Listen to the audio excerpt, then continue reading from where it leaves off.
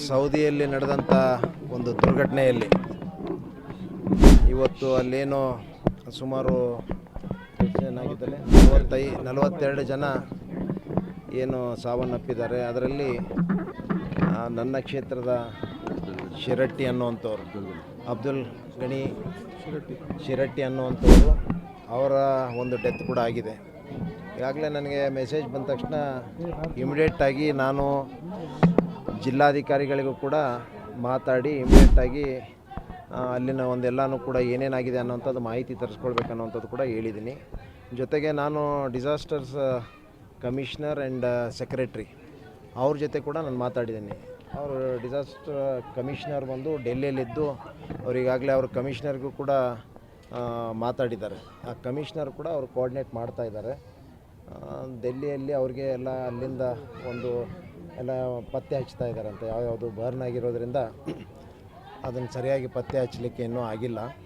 ಅದನ್ನು ಆದ ತಕ್ಷಣ ಇಮಿಡಿಯೇಟಾಗಿ ನಾವು ಅಲ್ಲಿ ಎಲ್ಲ ಡೀಟೇಲ್ಸ್ ತೊಗೊಂಡು ಇಮಿಡಿಯೇಟಾಗಿ ನಿಮ್ಗೆ ಇನ್ಫಾರ್ಮ್ ಮಾಡ್ತೀವಿ ಅಂತ ಹೇಳಿದ್ದಾರೆ.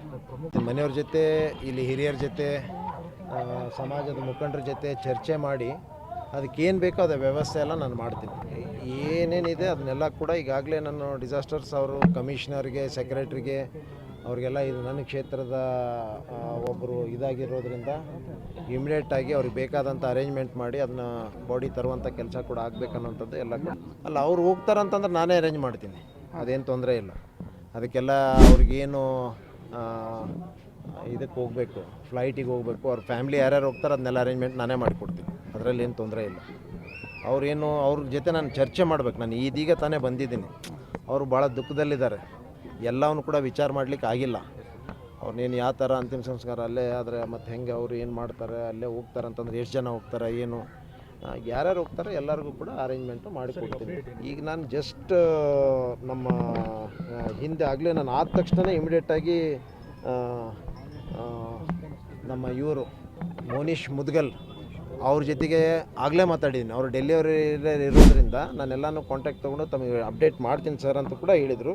ಅದ್ರ ಜೊತೆಗೆ ನಮ್ಮ ಕಮಿಷನರ್ ಜೊತೆ ಕೂಡ ಮಾತಾಡಿದ್ದೀನಿ. ನಮ್ಮ ಲೇಡಿ IAS ಆಫೀಸರು ಅವ್ರಿಗೂ ಮಾತಾಡಿದ್ದೀನಿ. ಅವ್ರ ಜೊತೆನೂ ಮಾತಾಡಿದ್ದೀನಿ. ಇಲ್ಲ ಅಲ್ಲ, ಚೀಫ್ ಸೆಕ್ರೆಟ್ರಿಗೆ ನಾನು ಬೇಕಾದರೆ ಈಗ ಸದ್ಯ ಒಂದು 5 ನಿಮಿಷದಲ್ಲಿ ಮಾತಾಡ್ತೀನಿ. ನಾನು ಅದು ಬೇಕಾದಂಥ ಸಂಬಂಧಪಟ್ಟ ಇಲಾಖೆ ಸೆಕ್ರೆಟ್ರಿ ಆ್ಯಂಡ್ ಕಮಿಷನರ್ ಇಬ್ಬರ ಜೊತೆ ಮಾತಾಡಿದ್ದೀನಿ.